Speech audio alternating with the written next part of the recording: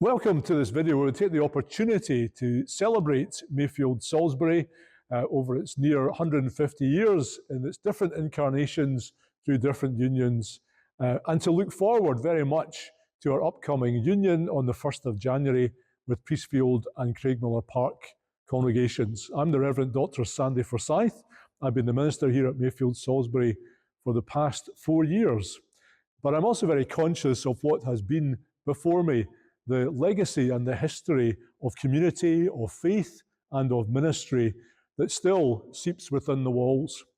I mentioned community, and that's been a strong thread of everything that's been done here over the past 150 years since Mayfield Free Church opened in 1875.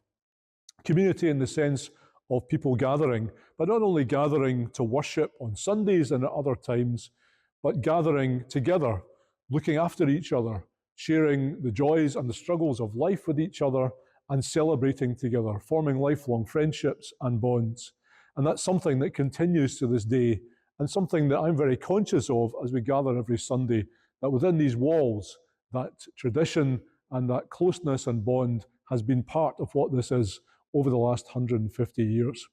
We also have a strong legacy in what has gone before us in worship, in music within our worship, and in various aspects of church life, in our pastoral care and the way that we look out for those in the community, as well as members of the congregation.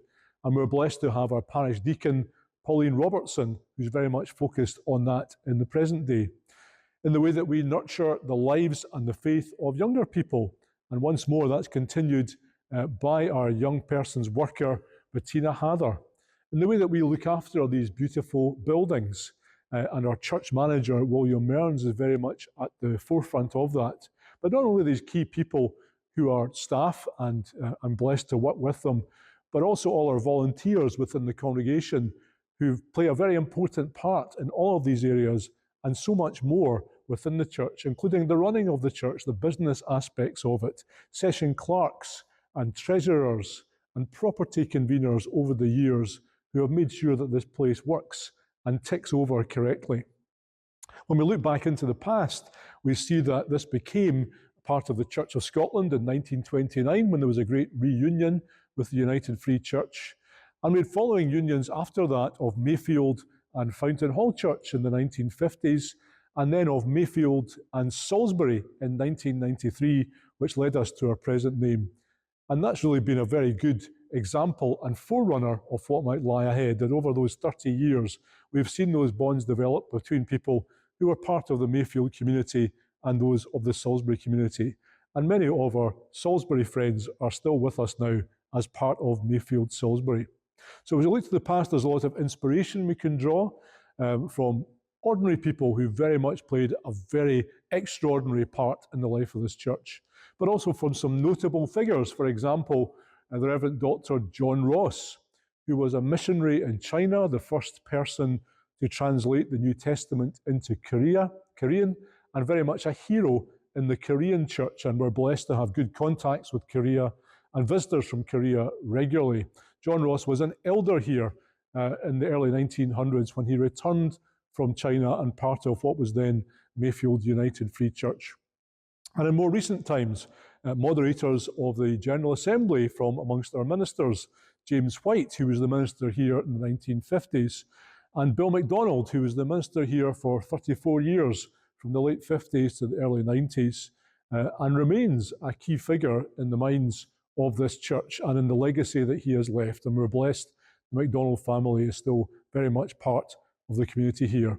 And also our former probationer, David Arnott, who was moderator in recent times as well. So these key figures have played an important part in our lives and continue to do so. And I'm blessed too in my immediate successors, Scott McKenna and Sandy Young, and what they have done for this community here when they were in ministry. So that's a snapshot of where we've been, of where we are, of what is important to us, of the many great things that come from here. And we see it every Sunday morning, and the people that gather to worship in our wonderful choir that are often behind me here, our choir leader and organist, and everyone that's around. And I know that some of that spirit will transfer and will be a buoyant part of what is to be Newington Trinity. So welcome to this video. I hope you very much enjoy what is to follow. God bless you all.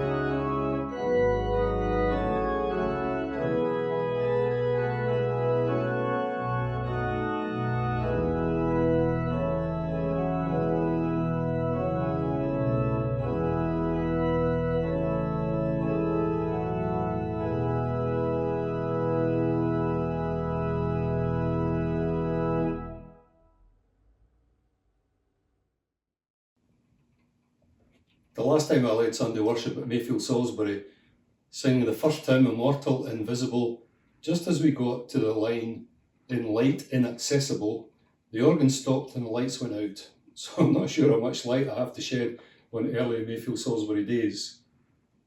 Particular memories are the ministry team. Tuesday lunchtimes we would meet. That's Hamish McIntosh, Joe Ritchie, Jim Day, Nancy Mills and myself, talk over the pastoral list and things that I wanted to think about and talk about in the early days of the New United Church we shared together on those Tuesdays. Second thing I remember in particular is the pleasure of being able to find together a flat at the Sheens end of the parish when the Youth and Community Ministry began. One particular very technical union thing that I felt at the time was important, although not so many people knew about it, was in relation to the sale of the Salisbury building, where Professor Alan Patterson and myself were able to meet before and talk about being able to present different points of view from within the same congregation as the presbytery made its decision. And we were able to do that with grown-up openness and good grace. And that, for me, although not known to too many folks, was a small sign and symbol of how it was possible for good folks to get together and reshape the identity of their churches together as they move forward, as I'm sure you will now.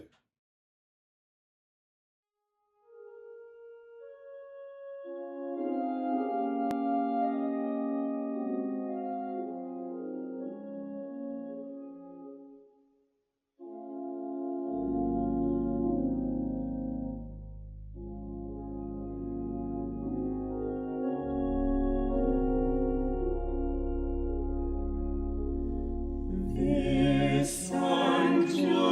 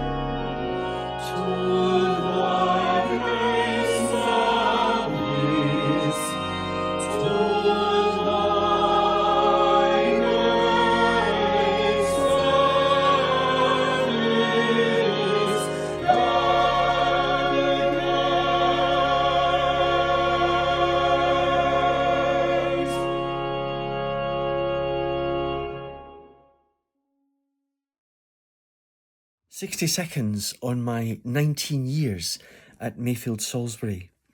I'm hugely grateful for the opportunity to have served as minister in such a stimulating and dynamic congregation. Though not without its challenges, I remember warmly some of the highlights. For me, these include the beauty of the renovated sanctuary, the addition of the exquisite, transporting sound of the chamber group, the many festivals that we organised, and the wonderful friendships and conversations that shape me still. The festivals reflect something of the future of the church: meditation and prayer, spiritual care for older people, informed engagement with science, sublime sacred music, retreats and pilgrimages, and journeying with people of other faiths. For me, Mayfield Salisbury also means poetry, mythology, silence, and intellectual integrity. I wish you well, and thank you so much.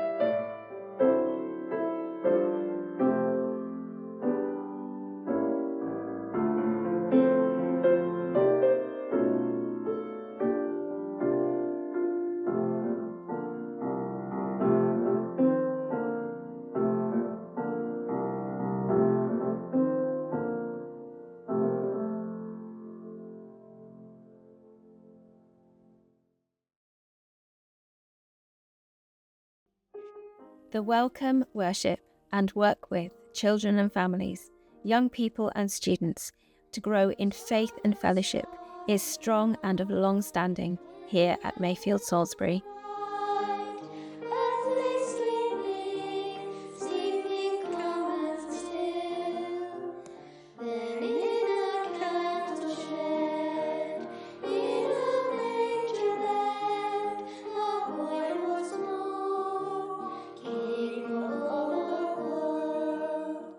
Whether through baptism or Bible study, Sunday groups or youth groups, crafting, chatting, eating and praying together, sharing student lunches, decorating gingerbread houses, music groups to exam support, postcards to university, or being alongside those that are struggling.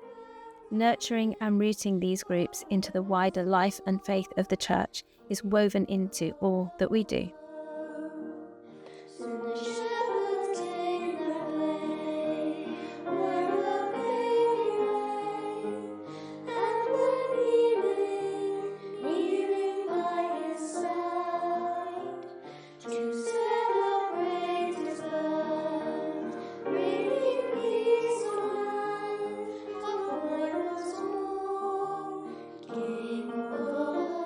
we recognise with such appreciation the foundations and legacy of previous volunteers, post holders, leaders, and the congregation, as we now see young people and young adults sharing and leading in groups that they once grew up in. With that faithfulness and inspiration, we step forward now into our new, wider church family.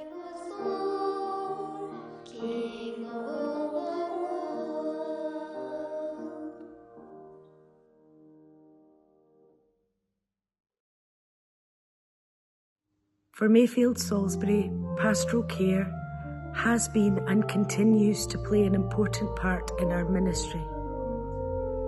Support of our older, more isolated members takes the form of a team of pastoral visitors and a pastoral assistant, parish deacon.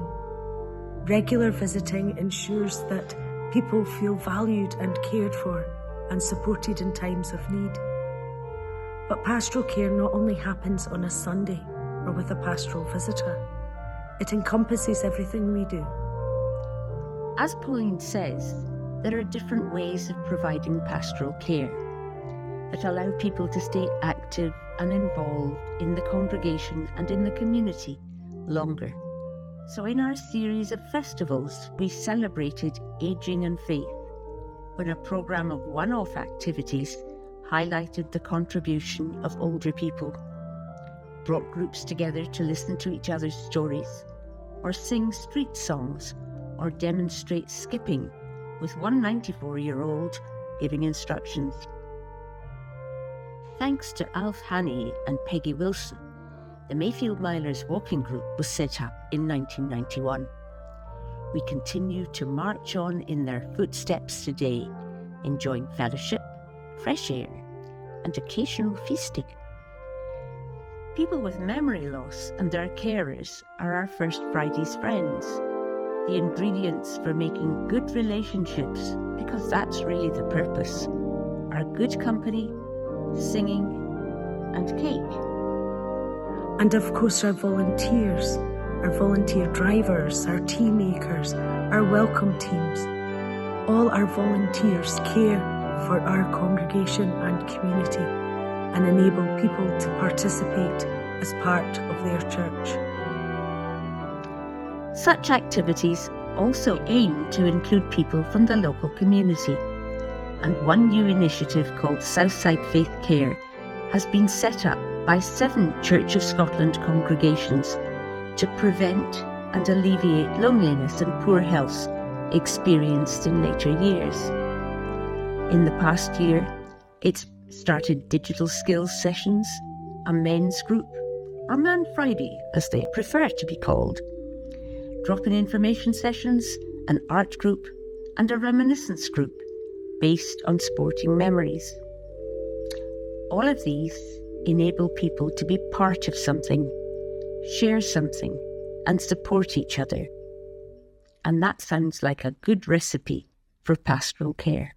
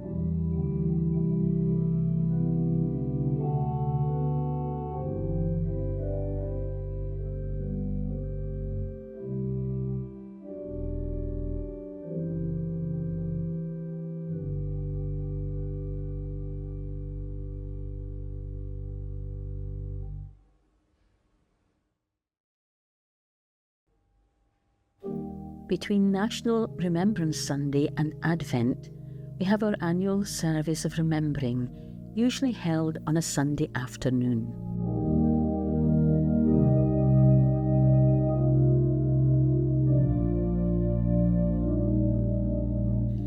This is a chance to remember loved ones who have passed on before us and remain dear in our hearts, whether they have passed away recently or some years ago.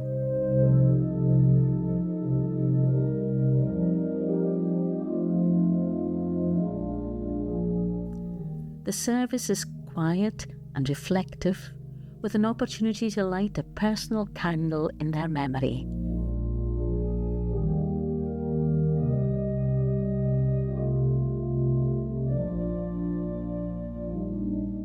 It is open to everyone to attend.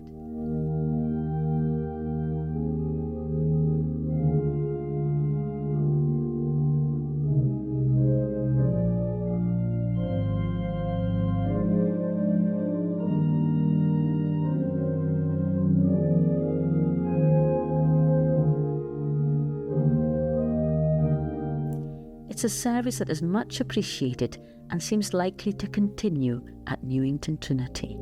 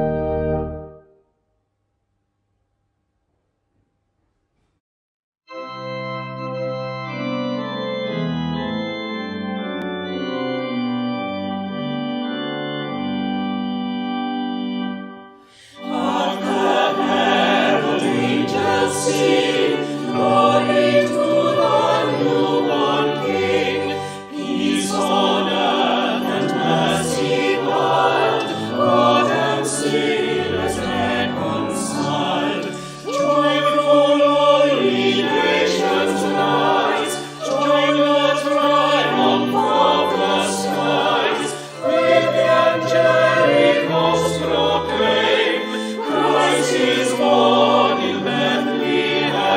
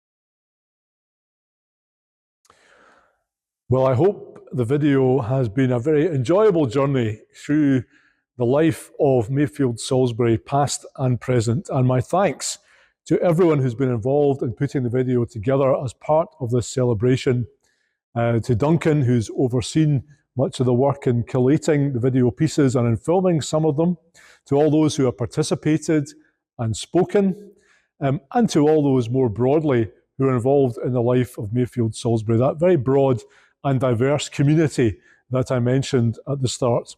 One of the key aspects of our theology here, of our understanding of who God is accepting and celebrating diversity. The idea that we are all different in many ways, of where we come from, of what our understanding of life is, of what we look like, of our age and stage in life, but we're all united by many things. We're united in our common humanity and in our faith. We're united in our love of God, our common baptism, and our desire to explore what that might mean in faith for our lives. So we see ourselves as a broad and inclusive community of people from all backgrounds with all understandings of Christianity, and an openness also ecumenically to other branches of the Christian church, and on an interfaith basis to other faiths that are very much vibrant and alive in our city and in our world. And that spirit of inclusivity and openness, I very much hope, is a strong legacy that will continue into the life of Newington Trinity from the 1st of January. There are many things to look forward to in terms of our union. As we celebrate the legacy of this church and its people, of Mayfield Salisbury, we also recognise and celebrate the gifts of the people of Craigmillar Park and Priestfield. So there's a lot of positivity in the air as we look forward to what might lie ahead. One of my key roles as a minister is to lead worship and to try to interpret Scripture and work with that in a way that will connect with people's lives. It's one of the great joys of my job. And in thinking about today's video, what came to mind was Isaiah chapter 43, which says in verses 18, 19, that the voice of God, as Isaiah heard it, it says, "Think not of the things of old. Behold, I'm doing a new thing, says God. I will make streams and rivers run in the wilderness and paths in the desert." And of course, in this video, we have been thinking a little about the old things, and I don't think that's bad in itself. It's bad if you get stuck in the past, but the past can be a springboard, a platform, and an inspiration for the future. We can draw so much from what our forebears have done and from what happens now in a community such as this. So we celebrate that, but we use it in a way that leads us forward into what could be, and I pray will be, a very positive future. We're looking forward very much to continuing our connections with community, both amongst ourselves as a congregation and looking outwards to those around us. And part of that will be a pioneer ministry, a second post, which will be a focus and a leader for reimagining what ministry and mission should be like across the communities of our three parishes that will be united into one, and hoping that with God's help, that might inspire new worshipping communities to spring up. And secondly, thinking about the wonderful buildings that we have, the present Mayfield Salisbury and Priestfield buildings, and how we can truly be one church with two centres and use both of those buildings in very dynamic ways that will be good for the community and for ourselves too. There's a lot to look forward to as we join together, the gifts and skills of our people continuing, the ways in which pioneer ministry and other kinds of engagement with the community might develop, and the ways we can develop in pastoral care and in connections with the many organisations that we are in touch with. So I'm looking forward with a great deal of optimism to what might lie ahead as we together express the gospel of Jesus Christ and the way that influences our lives. And we look forward to what I'm sure will be a very positive future. So thank you for watching and engaging with this video. Thank you for your part in this story, whatever it may be. And God bless you as we look ahead to the future together.